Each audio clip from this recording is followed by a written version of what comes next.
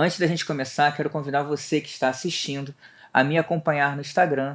Lá eu tenho diversos conteúdos sobre tomada de decisão e liderança. E já aproveito para lembrar do meu livro Tornar Simples o Segredo das Decisões Complexas e Estruturadas. Vamos lá, Fernando. É a segunda vez que a gente está conversando. Quero te agradecer por ter aceitado o meu convite de novo. Né? Eu gostei muito da nossa primeira conversa e tenho certeza que essa segunda a gente vai aprender muito um com o outro.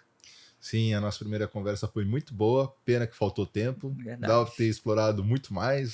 Quando a gente senta para conversar, papo é bom, prosa Vai longe, boa, né? vai longe, vai longe. Vamos falar hoje um pouco mais sobre o que eu tenho escrito no livro Tornar Simples, que eu te dei de presente na última vez que a gente conversou, e também sobre assuntos que são inerentes ao que a gente faz, tá? Boa. Beleza, vamos conversar sobre um conceito que a gente conhece, que foi meio que deturpado ao longo do tempo, até a sua tradução, mas aqui a gente vai fazer a tradução de como ele foi criado. E que traz todo o real sentido. Que é o real sentido, exatamente. KISS. Fantástico. Ok? Ok. KISS. Qual a tradução? Keep it simple, stupid. Stupid. Exatamente isso. Como que você vê a aplicação do KISS hoje? O KISS foi criado lá na Segunda Guerra Mundial para poder transformar um processo de construção de um avião que precisava ser mais rápido, mais manobrável, em pouco tempo. E aí tomou-se a decisão lá de estabelecer processos simples que pudessem ser mais rápidos. E até para ele poder atingir o objetivo dele de entregar quando ele precisava entregar. Pegando esse conceito de transformar problemas complexos em coisas simples, sem perder a profundidade, mas trazendo para a entrega real, para a análise do risco, cenário e objetivo lá na frente, como é que você vê a aplicação desse conceito hoje para o mundo corporativo? É fundamental. E, infelizmente, na desorganização que a gente tem por conta da toxicidade da informação, é um princípio que acaba se perdendo. Uhum. Fazendo uma recapitulação, lembra que na nossa primeira conversa eu trouxe o exemplo de programação? Sim, lembro. Que era de depurar o código, decupar o código, deixá-lo o mais simples possível. Lembro. Então esse é um primeiro exemplo que a gente está perdendo isso, inclusive na parte de programação, ou seja, pela facilidade que a gente tem, então, ou seja, recurso, a sensação de recurso disponível, a gente tende a deixar tudo mais complicado, não vou dizer mais complexo, tem Sim. a diferença de complicado e complexo. Isso. Se você vai para tomada de decisão, processos de gestão, também segue o mesmo viés. Infelizmente, as pessoas tendem a deixar mais complicado algo que é simples. Porque você já pensou ou parou para pensar de que é muito mais fácil lidar com o complicado do que lidar com o simples? Uhum. Inclusive na nossa organização mental e pessoal. Então, quando a gente tem que olhar para o simples, a gente tem uma dificuldade. Se complicou, eu sempre tenho uma porta de saída para poder estar colocando. É porque o simples traz soluções óbvias. Exato. E nem sempre o óbvio é fácil. É fácil. E a gente quer ver. Sim. Isso a gente vê muito no mundo corporativo. É interessante quando a gente volta também lá para a origem do KISS, e aí começa a ter os primeiros sistemas de qualidade que depois culminou no sistema Toyota de produção, e depois vem o Lean, Six Sigma e outras metodologias. Quando você vai no seu cerne, ou vai na sua profundidade, é simplicidade. Sim. É tirar tudo aquilo que não agrega valor ou complica, que traz uma improdutividade. E é interessante observar de como isso se aplica também na administração. Inclusive, não comentei com você, mas eu acabei de concluir o meu MBA na USP em gestão de operações e logística, e aonde meu tema de TCC foi justamente Lean Manufacturing ou Lean Thinking aplicado à empresa de serviços ou à gestão, que casa com a questão do simples. Sim. Então, a gente tem aquela história, né? O simples você pode traduzir de duas formas. Menos é mais e o ótimo inimigo do bom. A gente se perde. Concordo com você. Dá um exemplo prático da aplicação do KISS que você já passou. Eu tenho exemplos da época das forças especiais em que a gente pegava problemas complexos para poder fazer o planejamento e até na execução das nossas operações, e que se a gente não trouxe, lá na época, se a gente não trouxesse por simples, perdia-se vidas. Ou o objetivo estratégico do resultado daquela ação, seja positivo ou negativo, porque às vezes a gente planejava para que o resultado fosse negativo, para que o reflexo fosse positivo. Isso é uma coisa que a gente vai conversar depois, lá na frente, de primeira e segunda ordem. Mas trazendo para cá, e usando esse exemplo que eu falei para você, ou essa linha de pensamento das forças especiais, como que você consegue me exemplificar alguma coisa no mundo corporativo de aplicação direta do KISS? Exemplo que a gente tem, a cadeia de comando. A gente torna muito complicada a cadeia de comando ou o processo decisório, as pessoas se perdem. Sim. E aí dentro do Lean a gente traz a questão da entropia. Se não é claro o caminho do processo decisório, se perde. E aí você começa a ter perda de tempo, perda de produtividade.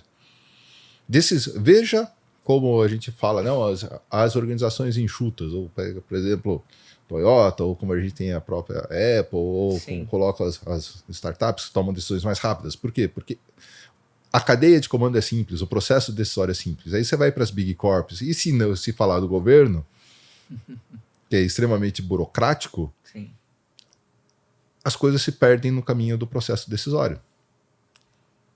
Então, quando você começa a ter pontos que não são claros, onde você tem um tempo de espera e não tem um controle, não é mais simples. Não é. E quando você tem uma dificuldade de entendimento, que as pessoas não conseguem prontamente dizer ou reportar o processo, não é simples. Deixa eu fazer uma pergunta. Hoje, os tempos estão muito mais rápidos e curtos.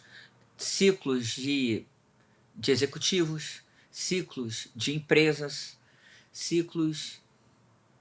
necessidade de ciclos de decisão.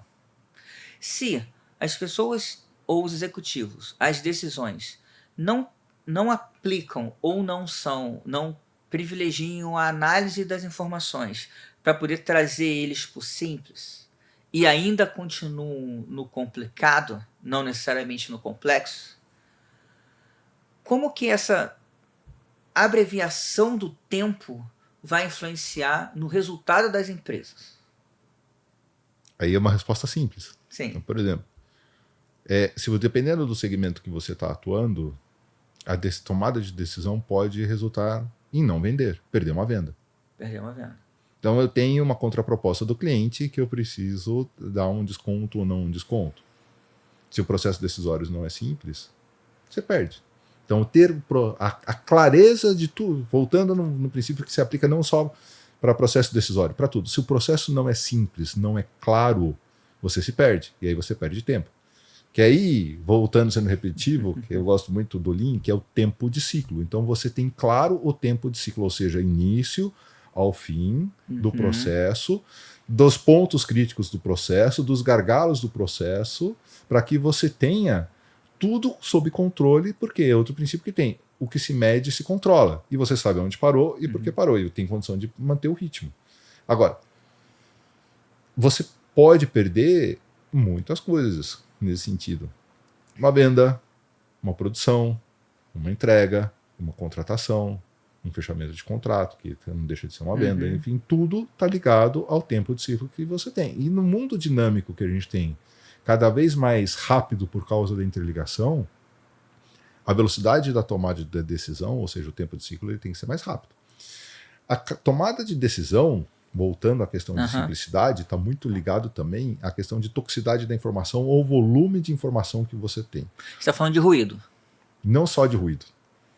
Eu posso ter informações que são verdadeiras, necessárias, mas não pertinente àquele ponto que está sendo tratado, que aí se torna um ruído, ou se torna algo que está distorcendo ou te levando para outro caminho. Então você... porque o ruído não necessariamente é a informação errada, né? Não. Ela pode ser, como você falou, uma informação certa, mas que não é aplicável naquele momento.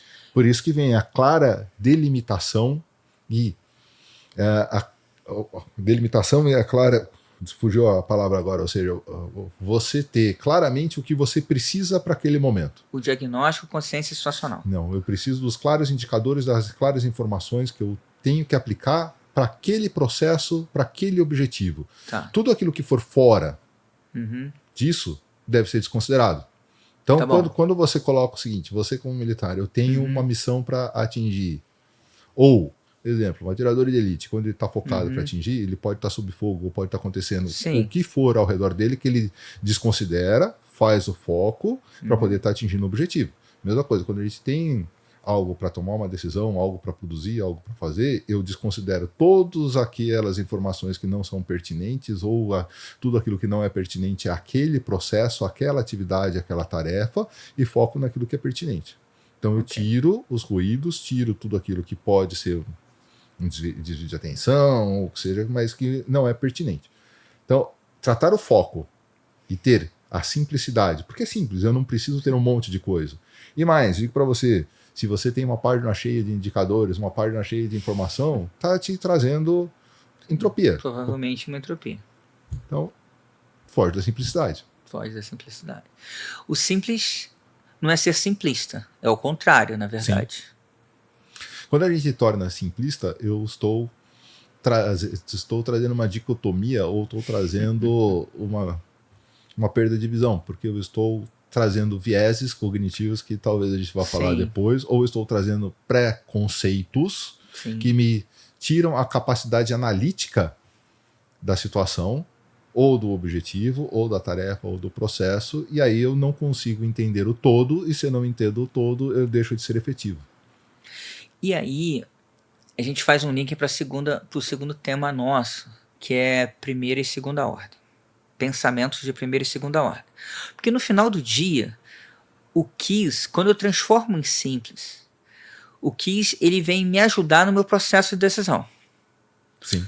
Um processo de decisão, do jeito que a maioria faz, ele pressupõe uma análise direta da consequência.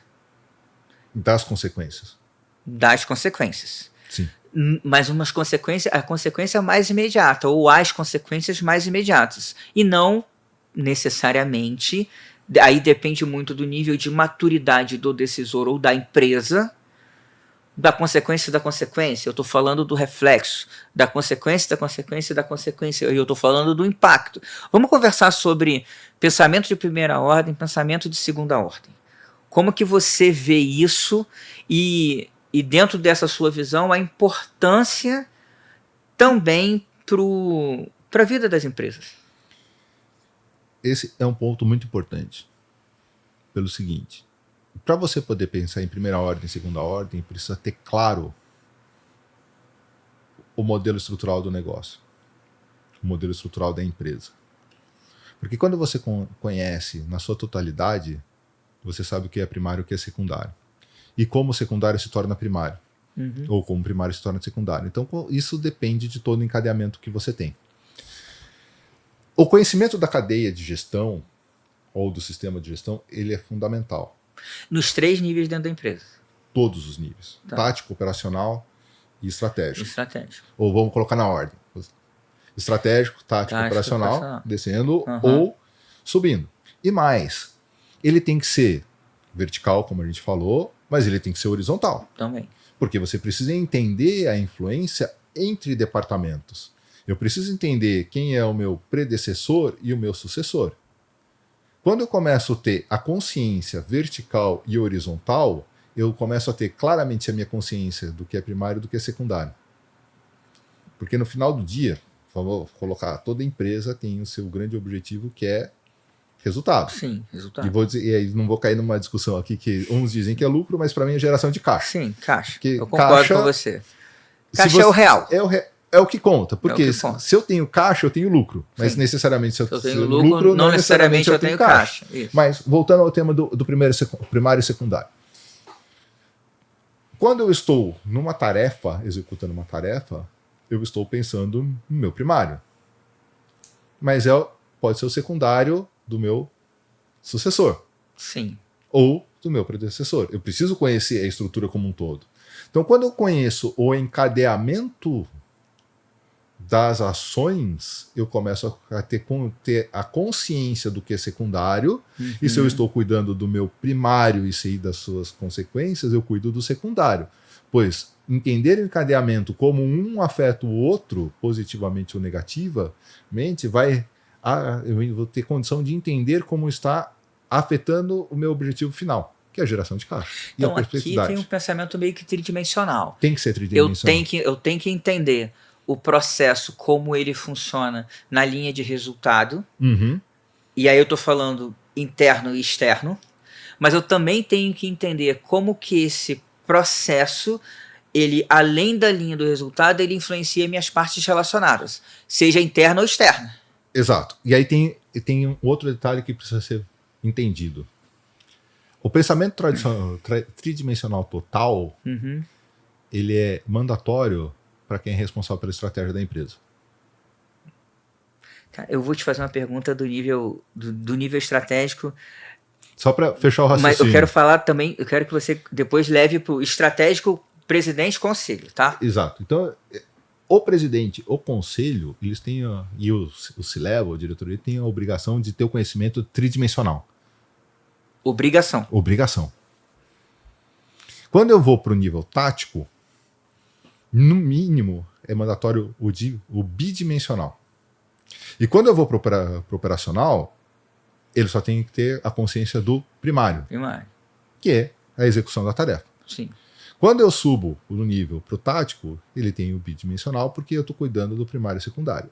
E o tridimensional acima, ele consegue ver o todo, e aí ele consegue fazer a correlação e interligação entre as partes para garantir que o objetivo final seja atingido. Como entra a relação do propósito com o atingimento do resultado? Eu não sustento o propósito sem ter resultado. Que a segunda obrigação da empresa, ou o segundo desejo da empresa, ou de toda organização e de todo ser vivente, é a perpetuidade, a existência ao longo do tempo. Tá. Longevidade e perpetuidade. A perpetuidade é a sua existência ao longo do tempo. O caixa gera perpetuidade. Então, quando você fala do dono, do fundador, ou do conselho, dos acionistas, ou dos investidores, ele não está preocupado com o resultado, ele está preocupado com a perpetuidade, ou seja, o dinheiro ou a existência através do tempo. Mas isso é uma verdade ainda no mundo de hoje, em que os ciclos estão mais curtos? Sim, porque um ciclo encadeia no outro, que encadeia no outro, que encadeia no outro, que encadeia no outro. Então aí a gente fala de legado. Não, legado é aquilo que eu deixo. A perpetuidade é a existência através do tempo. A perpetuidade gera o legado. A perpetuidade gera o legado. Sim. E você Concordo, é verdade. E você vê, o ciclo de vida das empresas estão se encurtando porque o ciclo dos produtos estão se encurtando, o ciclo dos serviços estão se encurtando. Então, eu pensar na perpetuidade, eu tenho que pensar na empresa do amanhã. A empresa do amanhã não é a empresa de hoje. Tá, concordo. Então, na verdade, o encerramento de um ciclo não significa necessariamente o encerramento da empresa. Se você está olhando a perpetuidade... Se eu estou olhando a perpetuidade. Não. Agora, existem empresas que são criadas para um ciclo. Sim, concordo com você. Então, se eu estou olhando a perpetuidade, eu tenho que entender e tem que ser claro quando que esse ciclo vai se encerrar para eu poder criar um novo ciclo. Se você observar o crescimento da empresa, ela nasce, ela começa a crescer, atinge seu ápice e depois ela começa a decair. Okay. E aí ela se transforma para poder ir para um novo ciclo e assim você vai. Ah, mas eu produzo a mesma coisa ao mesmo tempo. Metalurgia, mas olha os seus produtos, como eles mudaram ao longo do tempo. Como ele era ao longo do tempo. Como alterou. É o mesmo produto, mas de uma forma diferente. A mesma conceito do produto de forma diferente. Conceito do produto, mas de uma forma diferente. Então, se você está olhando a perpetuidade, quem está na estratégia tem que estar olhando à frente do tempo. Tem que entender quando que vai terminar o ciclo e o que vem para o novo ciclo, para antecipar a criação. Eu tenho que preparar o novo momento quando eu estiver decaindo, passei meu ápice, meu apogeu, e estou começando a decair, que eu já começo a entrar com o novo, que é o desafio. Eu não tenho vales, então eu já vou de um pico para outro pico. É como se fosse platô, né? Eu cheguei aqui, subo mais um pouco. Cheguei aqui, subo mais E um pouco. você entende que dentro da organização você tem a morte da empresa antiga e o nascimento da nova empresa. Para Ah, muita gente tá, não vai entendi. ser muito claro, mas para parte estratégica vai ter. Por isso que você tem empresas que trocaram os produtos, que trocaram os serviços ou trocaram o segmento de atuação, porque a essência da empresa continuou, a organização continuou, mas ela trocou a sua forma de atuação. Entendi. Entendi. O desafio fica: como que a gente antecipa isso e como que a Antecipa. gente lida com isso? Aí a gente entra em ciclo em gestão de mudança Constante, e a imposição da inovação. constante. Quando a gente está num momento ímpar da humanidade, a inteligência artificial ela está acelerando o ciclo de mudança. Uhum. A gente, inclusive, escreveu um artigo sobre isso no LinkedIn. Então, ou seja, agora falando assim, a gente tinha, antes da Revolução Industrial, o ciclo durava séculos. Então, ou seja, era normal passar uma coisa de pai para filho e tudo mais. Veio a Revolução Industrial, a gente começou a ter o ciclo de 100 anos, depois de 50 anos, depois de 30 anos. Observa quando ele teve, a partir do ano 2000, com a internet e tudo mais, que a gente entrou em ciclo de 10 anos de transformação, agora a gente está em ciclo de 5 anos, 3 anos, e isso está se encurtando. Isso leva... até acho que comentei na outra vez que a gente falou, mas, por exemplo, Alvin Toffler, ele escreveu muito bem, eu tenho alguns livros que colocaram muito bem isso, O Choque do Futuro, que ele coloca o ser humano, ele foi desenvolvido, ou a sua estrutura mental, para bases fixas. Então, os meus parâmetros são fixos. O desafio para a humanidade de hoje, do homem, ele tem que estar com bases dinâmicas relacionais. Tá. E eu gosto muito dentro da parte de programação, quando a gente fala de que os programas que Key como falei, trabalhava lá atrás com o conceito de inteligência artificial, que é bases relacionais dinâmicas. Sim. Ou seja, eu não tenho um parâmetro fixo, um valor, mas eu tenho um parâmetro de referencial para me ter uma base para entender o que está mudando, mas eu acompanho a mudança, o ciclo. Então eu não tenho eu sou dinâmico, eu acompanho a mudança. Isso é um desafio, a mente humana tem problema para estar acompanhando isso, neurologicamente isso é comprovado, e que leva a um outro ponto que a gente já estava discutindo fora daqui, que é o conceito VUCA. Sim. Volátil, ambíguo, incerto, complexo. Então, isso traz muito claro essa questão de base dinâmica relacional. E o mundo está vivendo hoje uma mudança muito rápida, que as pessoas estão perdendo as suas referências, porque o que vale hoje, daqui um pouco tempo já não é mais, porque já foi suplantado, e causa esse momento de instabilidade, porque eu não tenho uma boa referência para poder entender o que está acontecendo. Como que entra a relação entre as gerações nesse mundo complexo, e principalmente nisso que a gente está falando aqui, das bases relacionais, de estudo da simplicidade, pensamentos de primeira e segunda ordem? Como é que o trabalhar dentro da empresa com diversas gerações, vamos botar assim, diversidade de pensamento, culturas diferentes e principalmente propósitos pessoais, muitas das vezes não alinhados ao propósito da empresa? Então vamos separar a questão de propósito pessoais não alinhados ao propósito da empresa. A ideia a gente vai ter que entrar num conceito de sociologia para estar entendendo, e eu sei que vai criar celeuma essa questão. Primeiro, quando a gente fala de diferenças geracionais, a gente tem que entender que estamos falando de heterogeneia, que é diferente de mais do que diversidade. Sim. O grande problema, e aí já indo para um lado de sociologia, o ser humano ele tende a se fechar em grupos. São similares. Sim.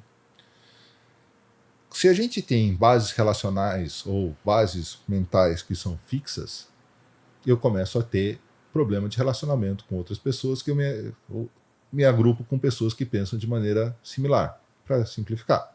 E tudo certo, porque é o modelo que a gente tem para estar simplificando.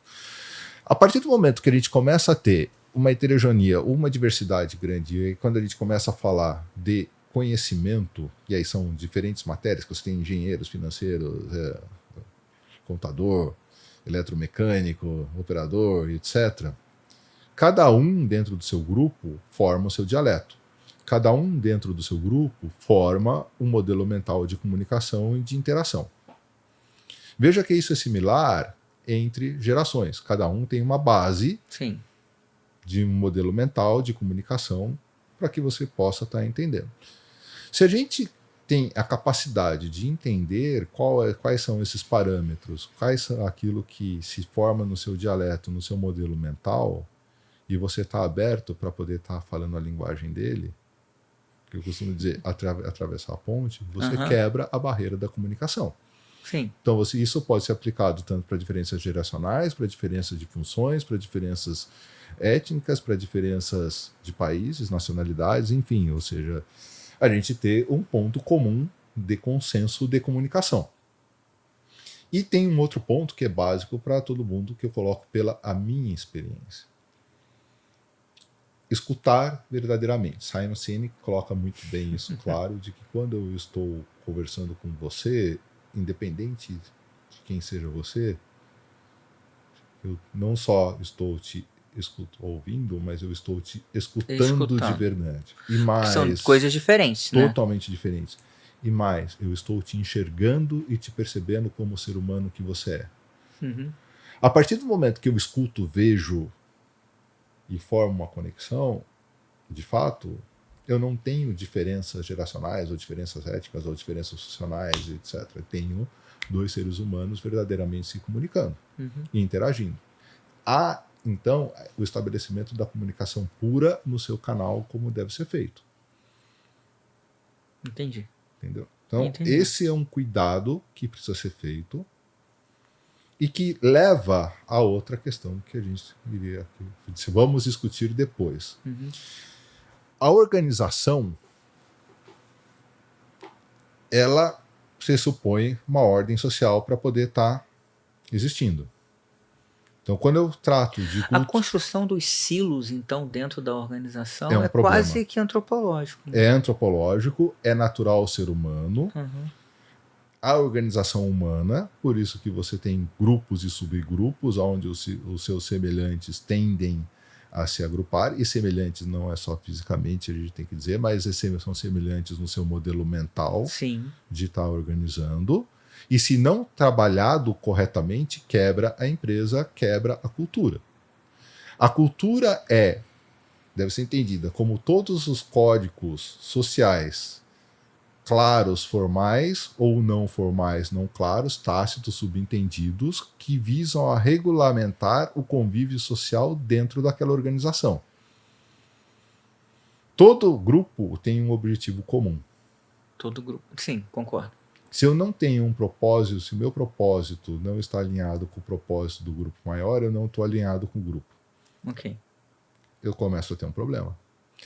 Por isso que, quando for contratar ou trazer alguém para dentro do grupo, o alinhamento mínimo deve existir. Tem que ser todo mundo igual. Não. A heterogeneia, e eu não vou falar diversidade, mas a heterogeneia ela é saudável. Sim. Por quê? Possibilita que um veja o que o outro não está vendo. Sim. E quando eu tenho essa condição de observar aquilo que não está sendo visto, que não está sendo percebido, eu tenho condições de corrigir falhas, de trazer melhorias de produtividade, tenho oportunidade de trazer inovação. Vou trazer um exemplo para você das forças especiais, tá? Um destacamento de forças especiais, ele, por natureza, ele é um conjunto harmônico de especialistas. Especialistas em especialidades diferentes. Sim. Mas que se compostas e se o comandante ele conseguir fazer com que esses especialistas trabalhem em prol da missão, aquele grupo fica imbatível. No passado, quando eu trabalhava nas forças especiais, a gente dizia o seguinte, e aí eu vou juntar um pouco os conceitos que a gente já falou E vou botar uma pergunta em cima da função do comandante, tá? Quanto melhor for o meu trabalho em grupo, melhor será o meu resultado.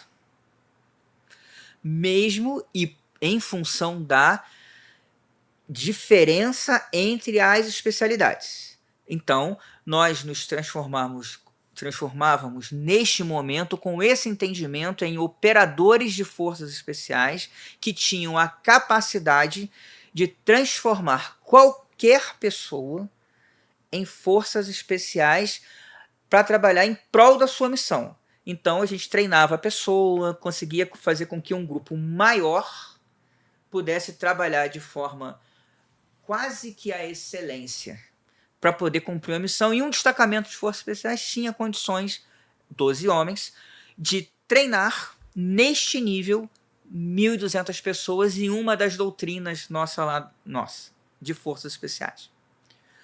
A função do comandante, ele era ligada a uma matéria que a gente trata hoje na administração ele era um nexialista. Ele era o responsável por fazer os links e mostrar o benefício disso. Como você vê essa função de nexialista e quem seria o responsável, em que nível ela deve estar dentro da empresa, para que uma empresa, tendo ele, possa, mesmo sem quebrar os seus silos, que como é antropológico, isso é quase que uma utopia, fazer com que essa empresa ela produza melhor, que ela tenha melhor resultado do que ela tem hoje? É uma pergunta simples, mas é complexa na sua resposta. Sim. Por quê? Quando eu falo da empresa como um todo, como organização como um todo, eu estou falando, dependendo da empresa, de algumas dezenas, de algumas centenas, Sim, de alguns milhares ou de algumas centenas de milhares de pessoas. A gente sabe que isso, por gestão, por sociologia, de que uma pessoa, no máximo, conseguiria gerenciar ou gestacionar bem 12 pessoas. sim. Por isso que a gente acaba tendo a quebra de diretoria para gerência executiva, de gerência executiva para gerência sênior, ou vamos fazendo as quebras para poder. Então, o maestro, por assim dizer, que aí acaba sendo essa pessoa, e aí é essa pessoa, não vamos entrar na questão de líder, vamos entrar na questão de gestor. Sim. Seriam todos os gestores que representam um grupo ou subgrupo dentro da empresa que teria essa atribuição a ser feita. Então, o gestor é esse responsável. É esse responsável. Por quê? Ele é responsável por fazer gestão do recurso humano. Então, nesse aqui, temos que dizer, é um recurso humano, sim, ou seja, quem faz a empresa acontecer são as pessoas. E ele é o gestor da aplicação desse recurso para que esse grupo de pessoas cumpra a sua função, cumpra a sua tarefa e entregue o resultado. Embora pequenos grupos, pequenas atividades acabam tendo os seus sucessores que você vai entregando, e a somatória do tudo faz com que a empresa gire e funcione na sua totalidade. E aí entra também aquela questão. Eu tenho, no menor grau, o que a gente chama de líder da produção, vou subindo do líder para o coordenador, até chegar aqui no grande maestro, é o presidente, ou o diretor executivo, ou como hoje se chama de CEO. Que no final do dia ele é responsável pela cultura da empresa. Entendi.